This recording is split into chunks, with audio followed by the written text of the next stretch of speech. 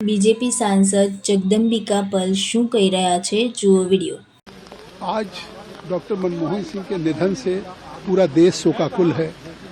और जो एक रिक्तता आई है वो देश के लिए एक अपूर्णीय क्षति है, क्योंकि जिस तरह से उन्होंने इस देश में एक राजनीतिक नहीं, प्रधानमंत्री के रूप में नहीं, एक सही मायने में स्टेट्समैन के रूप में जो देश के लिए काम किया है, देश के आर्थिक सुधारों में जो उन्होंने योगदान दिया, चाहे वो आरबीआई के गवर्नर के रूप में रहे हों, चीफ इकोनॉमिक एडवाइजर के रूप में रहे हों, या वित्त मंत्री के रूप में जिस तरीके से थे, और वित्त मंत्री के रूप में उन्होंने पहली बार आर्थिक सुधारों पे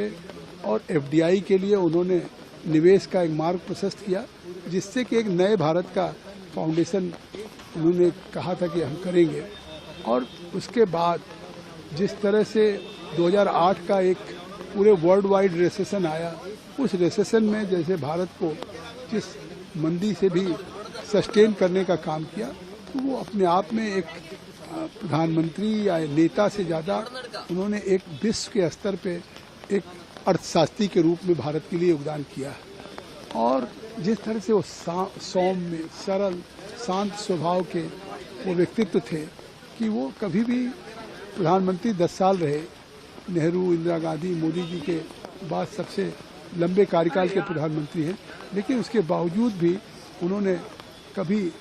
राजनीति नहीं की। और आज उसी का परिणाम है कि जिस तरह से देश में आज